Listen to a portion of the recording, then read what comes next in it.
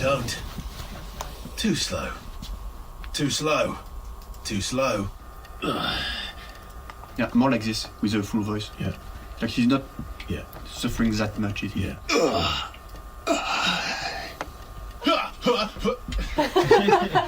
How many is this?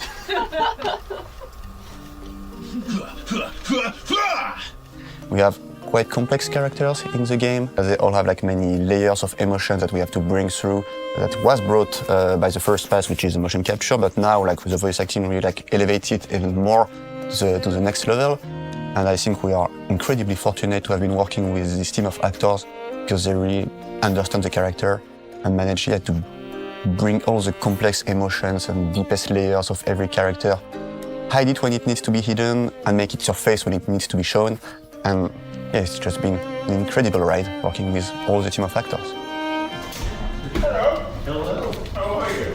Nice to meet you. Max. I recognise your voice when you were talking about that voice. That walk. You're amazing. Well, thank you. It's very cool. Yeah, he is. You're amazing. No, it's Verso. It's Verso that made everyone amazing. The team, right? So, Verso is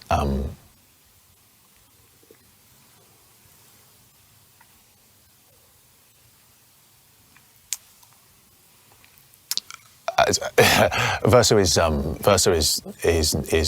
no one. Next question. What? What? Stop it. Too cheesy? No. So Maëlle is an orphan, and she bounced around from foster home to foster home, and then she was taken in by Gustav and Emma and grew really close to Gustav. You still got a flower to give, no? Yes. She's an amazing character. She's so vibrant and full of life and sass, but she's not without like complexity or pain, so it's been just such a joy to play her. I think she's one of the most brilliant characters I've ever played, actually.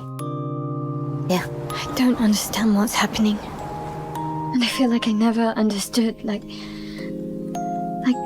I'm always missing something that everyone else just gets.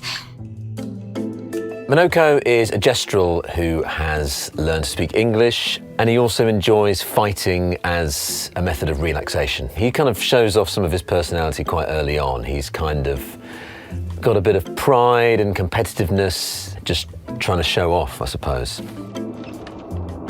New friends. You speak our language.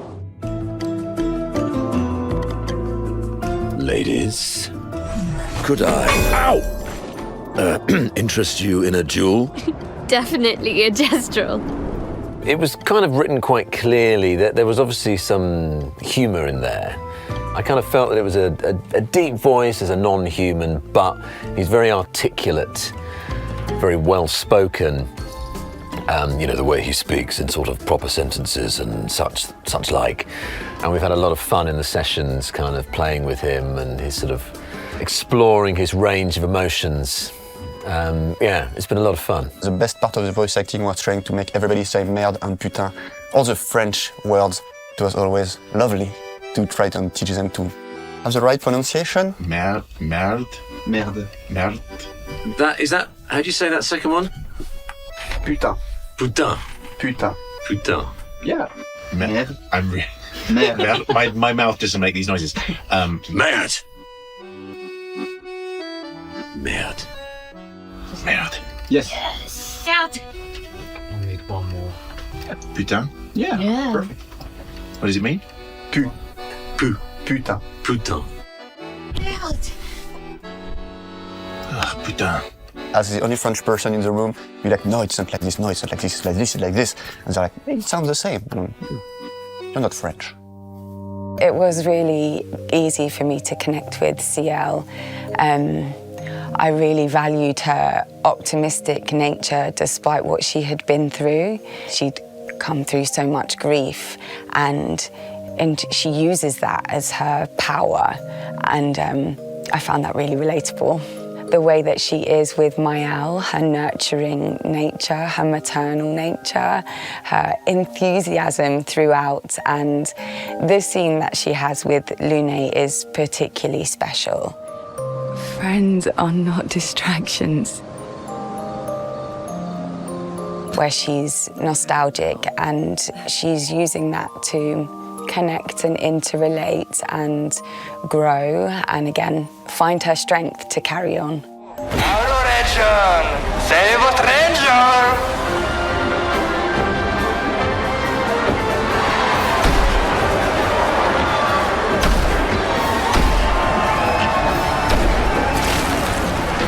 Wait, that's... Ciel?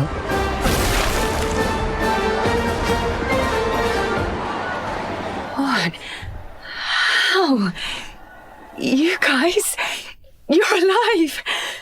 I thought I was the only one left. I knew you were resourceful.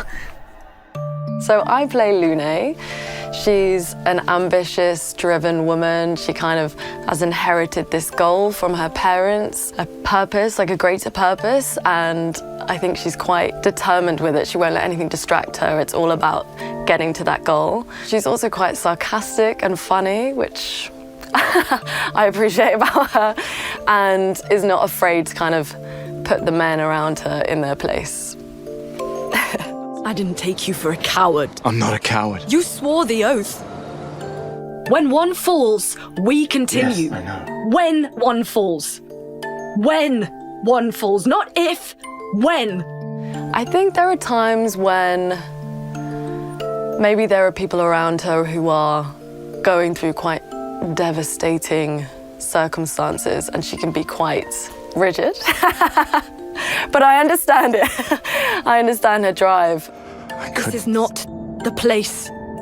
She's such an action hero. She's so active and her powers are so cool. There was something very like, when I saw her, I was like, wow, she's so cool. I want to be like her. So I think that was great to see. She's very badass, yeah. Esquier is, the Esquier is kind of a myth, you know, he's a mythical creature.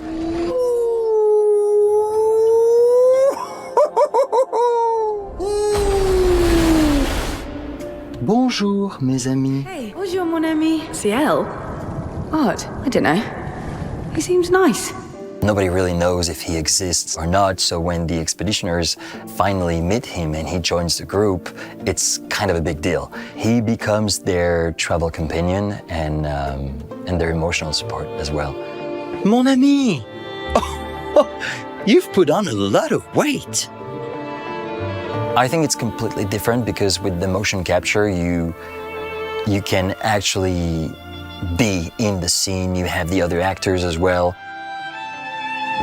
It's a mix of theater and being on set. But when you're voicing a character, you're alone on the booth. Oh, and François is just like you. What I really love about Esquier is that he takes everything so literally. There are scenes that are quite heavy, and sometimes just by Esquier being there, it really does light the mood. Yeah, and he's very powerful as well.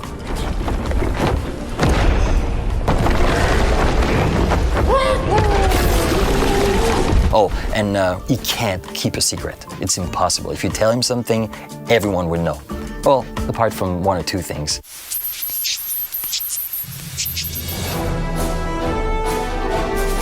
We've put some very hard work into the voice acting and we are super excited to be able to show it to the world. This is a game made by people who care about the people they're making it for. Being part of the team, getting to see it, so magical, and there's so much depth in the story, in the backstory, in the characters. There's so many layers of emotions and the story is so deep and complex. I think there's so much here to kind of just absorb and explore. This is one of the most beautiful projects I've ever worked on. Get ready for something absolutely beautiful and special and magical. With truly three-dimensional characters that you can really get under the bones of. Be part of that expedition yourself. Well, you will enjoy it. I know you'll enjoy it. And Minoko will be your favourite character. Just hope they enjoy it. I've never been part of something that has just exuded this much passion. I think it's going to really, really wow people, and it should. It's fantastic. Yeah.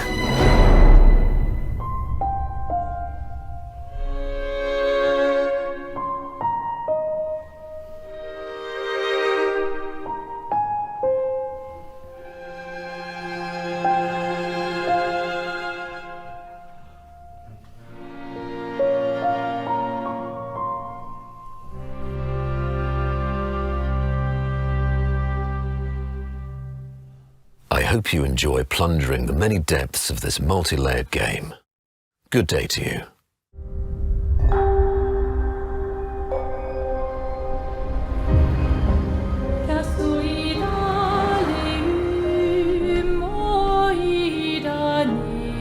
Bonjour everyone.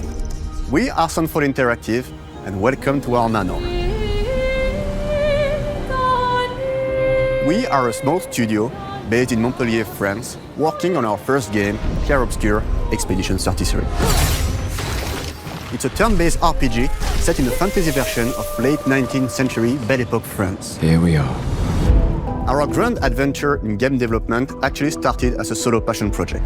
I wanted to create something like the JRPGs with turn-based combat I grew up with and loved, but that fully leveraged the latest tech, refreshed the genre with new features, and took place in a compelling world. I knew I needed help to realize my dream. First, I turned to a programmer I knew would get it. Guillaume and I started trading ideas right away, and that quickly turned into trading files back and forth. Soon, I was creating the first prototypes of the reactive turn-based system, combining real-time offense and defense element, and a cinematic battle camera system. Things really clicked when we tested the first version of those features.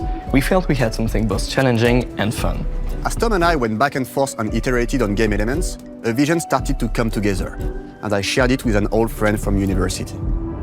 Guillaume and I are both passionate gamers, and when he described the project, I quit my job the following week and joined the team without hesitation. Because I believe that in video games, success always starts with a strong creative vision.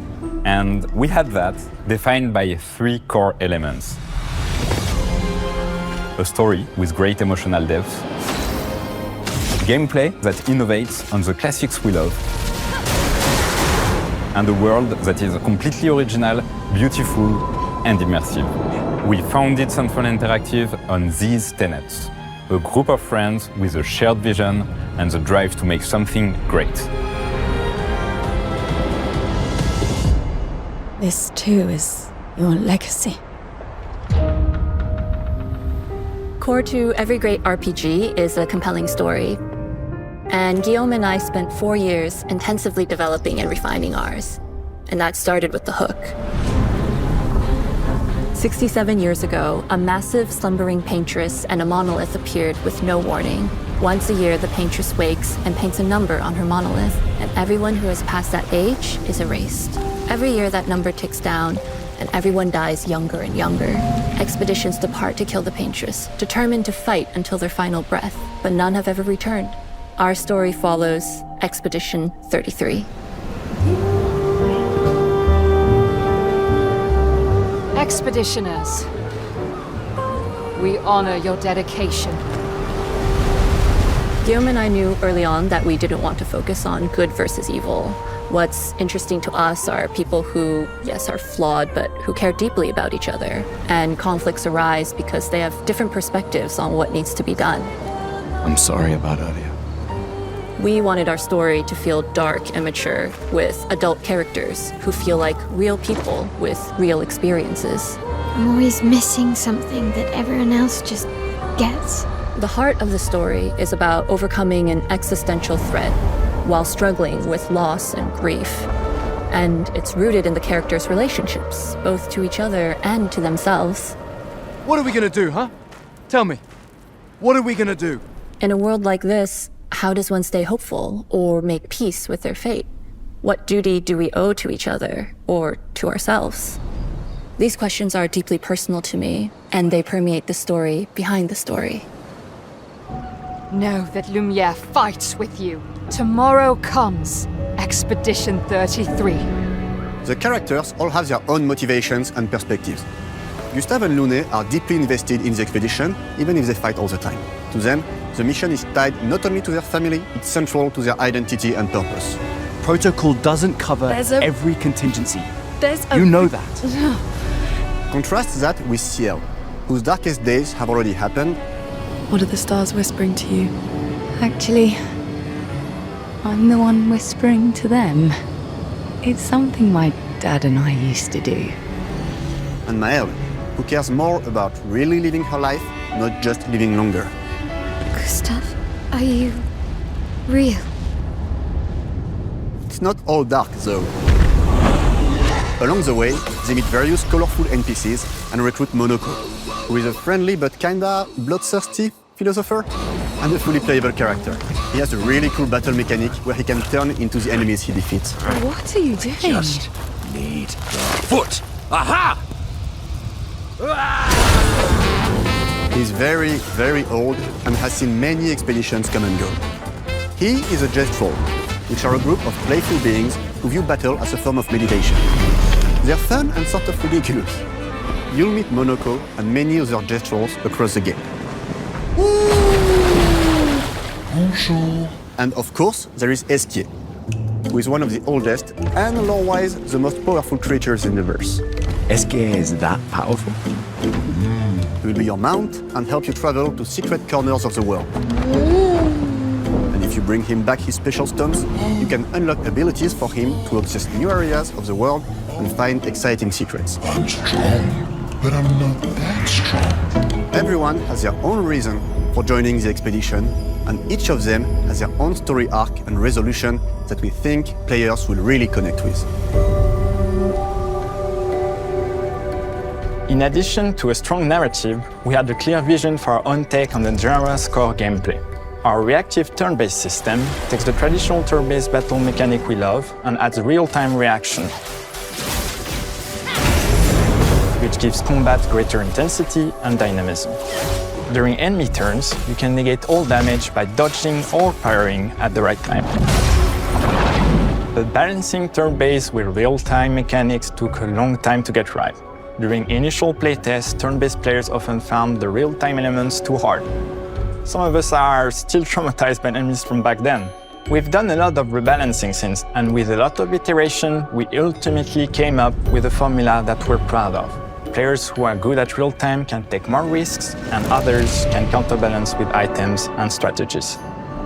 A big part of that formula lies in the many ways you can customize your character.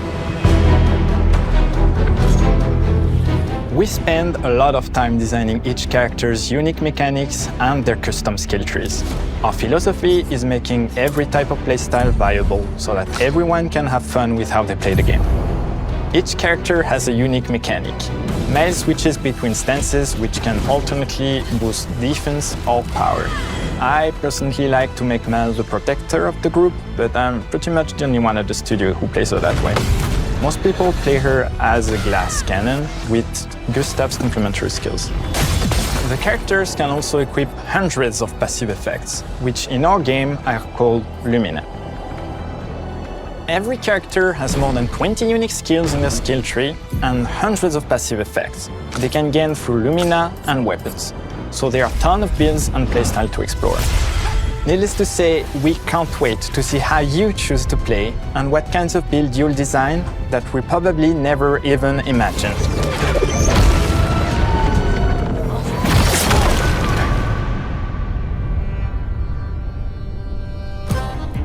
Our story is set in the French fantasy world, and I was really excited to design something unique. Every level has its own color and texture identity. For example, the Gestrol Village is an early area in the game where players can enjoy a fun break. We wanted something that feels chaotic, grungy, and toy-like. It's basically a bazaar. Everything's disorganized, chaos everywhere, huts are unsafe, built without much thought. It's a place where anyone could fight you at any point, which is pretty much what the Gestrols are like. The Gestrol Village is hidden inside the ancient sanctuary. The ideas here were forest, labyrinth, and sentinels. I designed it as a vibrant place, like an old graveyard of Gestrols, or forgotten wooden toys in a box, with two main colors, red and white. I wanted to make it feel cozy, hidden from danger, with traps and labyrinths in case enemies get in. Same process with the characters. Monoko came in a single concept. I thought of a monkey-like body, white fur with a black and red flat mask. Ladies, could I? Ow! Definitely a Gestrol. For Esquier, we needed a cuddly companion to take us around the world. I thought instantly of a giant inflatable balloon and old Victorian pillows with many intricate motifs. We start with the core themes and ideas, and the visuals grow organically from there. From the very start of the project, there was one thing that we absolutely wanted to bring back from older JRPGs. A feature we really loved, but is very rare these days. A completely 3D and navigable world map. Yes, we've got a world map. And it was a real challenge to create, both artistically and technically. And it ended up a lot bigger than we expected. You'll definitely need Eskier's help traveling around. Here we go! We're super happy with the result, though, as there's a lot of side paths and entire hidden levels. If you want to fight the toughest bosses of the game, you will have to explore. Good luck.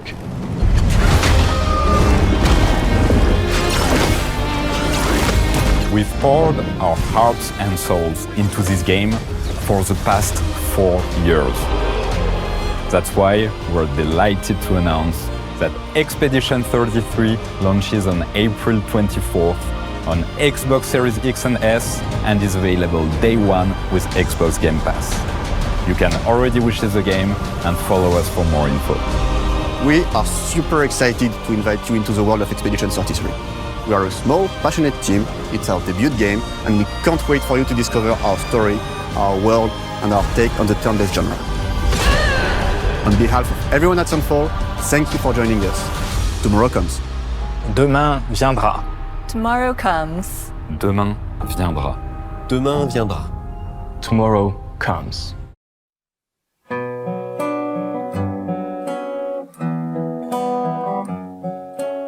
Pendant des années, j'écoutais de la musique de compositeurs de jeux vidéo le soir avant de m'endormir. Donc je pouvais écouter 2-3 heures des OST avant de dormir. Et j'adorais entendre du coup tous les micro-détails qu'il y a dans le fond des musiques. Encore plus de rythmique Ouais, je pense qu'on peut en avoir besoin. Et je trouvais ça incroyable d'arriver à pouvoir faire une œuvre entière avec des thèmes de bataille, des thèmes d'environnement, des thèmes de personnages, des thèmes d'histoire, des thèmes narratifs. Donc mon désir de base, c'était vraiment d'avoir un univers entier à créer. Et ça a été le projet rêvé et parfait pour ça, parce qu'il y a vraiment tout ce que je pouvais attendre et pouvais rêver d'un jeu dans ce style-là. It felt familiar somehow. Alors l'histoire du début du projet, c'est un petit peu un heureux hasard où je vais poster une musique que j'ai fait sur un forum inconnu, obscur, où j'y suis jamais allé. C'était la première fois de ma vie que j'allais sur ce forum pour poster un truc. Et Guillaume, il est tombé sur cette musique, sur ce forum-là aussi, alors qu'il n'y va jamais non plus. Et il a pris la décision de m'envoyer un email pour qu'on travaille ensemble sur son jeu. Il m'a montré des images de son projet, qui à l'époque s'appelait We Lost et qui était un petit peu l'ancêtre de Clair Obscur Expedition 33. Mes inspirations viennent beaucoup des concepts de Nicolas, où ils sont vraiment très parlants, ils sont magnifiques et ça aide vraiment à se projeter pour imaginer un univers sonore, imaginer des thèmes, imaginer des mélodies sur cet univers-là. La pentresse qui est à genoux, les bras croisés, c'est vraiment les thèmes narratifs par-dessus là. Donc les principaux thèmes sont vraiment sur cette idée-là.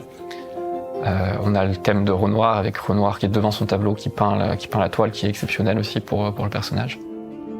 Avoir ce thème de personnage-là, c'était vraiment parfait pour moi, puisque j'ai composé la plupart des thèmes avec le concept art du personnage à côté.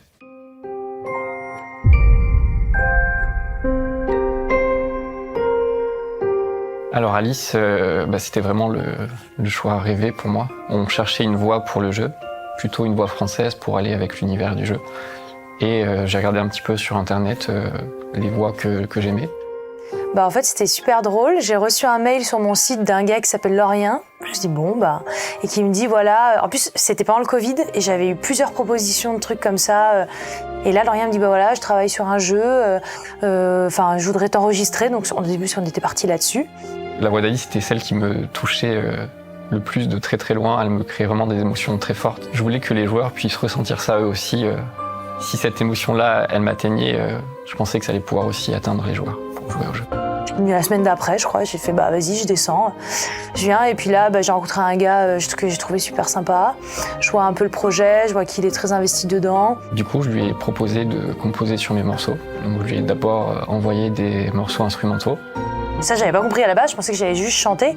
Et puis il m'a dit, si t'as des idées sur des lignes vocales. Le premier morceau qu'on a fait ensemble, c'est le thème d'Aline, où le premier jour, on a créé ce thème-là ensemble. C'est la chanson où je suis arrivée chez Laurien ce jour-là, le premier jour où je suis débarquée, je lui ai dit, écoute, on va bien voir, je viens chez toi, on voit ce qui se passe, quoi.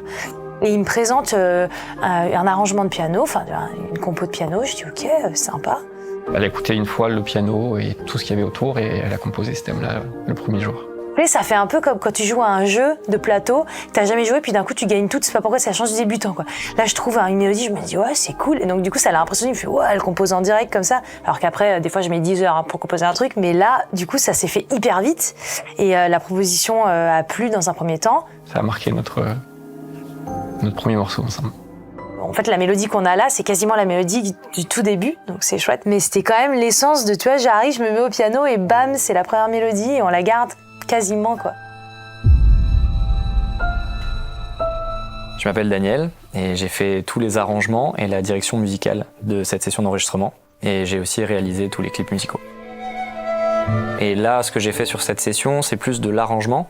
C'est-à-dire que Laurien avait déjà écrit des cordes, avait déjà écrit plein de matière orchestrale en fait. Et moi j'ai juste pris cette matière un peu organique et je l'ai refaçonnée pour que ce soit un peu plus idiomatique, des cordes, avec un affinement de ce que je pressentais comme étant ses idées principales.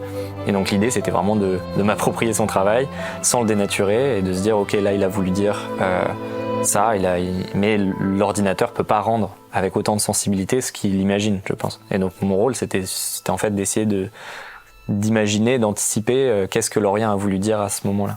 C'était un bonheur merveilleux, incroyable à vivre et magnifique.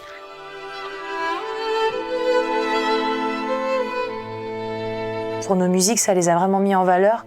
Et tu les entends là par l'orchestre, le chœur. C'est assez émouvant pour nous, quoi. En fait, c'est super jouissif de participer à cet énorme processus créatif qui a duré en plus 5 ans, qui est très sincère en plus, c'est-à-dire c'est pas une grosse prod qui nous approche, qui fait un jeu parmi d'autres, ça a duré 1 an, ils s'en foutent un peu. Là, il y a vraiment un côté émotionnel que je retrouve tellement de mes premiers projets en fait, donc j'ai trop envie de tout donner à Laurien, c'est pour ça qu'on fait des journées là qui sont costaudes. Il y a un affect, c'est sûr. Donc moi j'ai hâte d'ouvrir le jeu et de lancer le menu et d'entendre la version d'Alicia, d'entendre les premières notes de lumière. Voilà, c'est clair. Lorsque les rires et les pleurs déserteront ces murs, lorsque le vide emplira nos cœurs, quand nos souvenirs deviendront des blessures,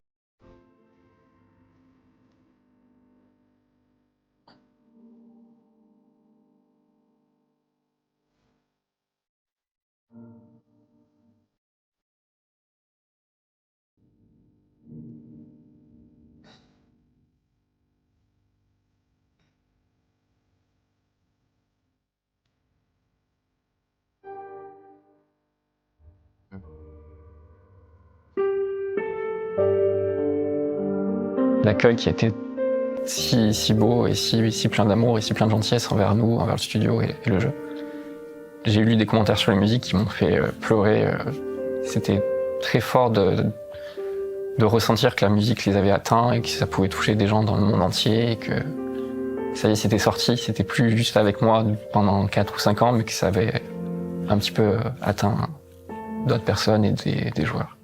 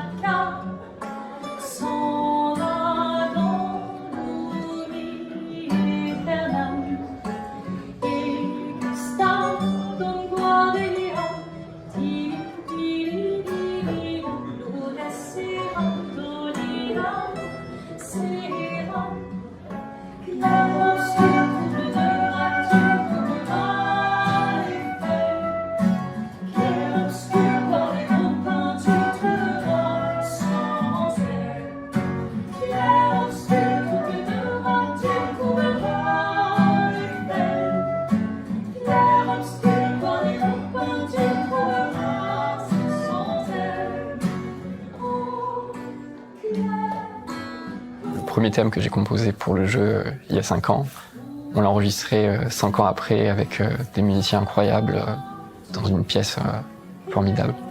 Donc c'était une joie incommensurable.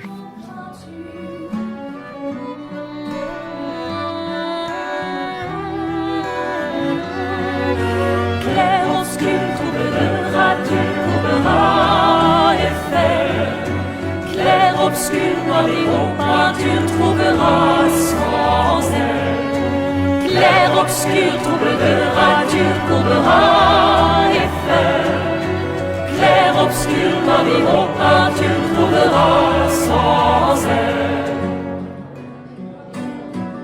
C'est vraiment une expérience qui a été très importante pour moi. J'ai pleuré pendant 2 jours, j'ai rigolé, c'était formidable.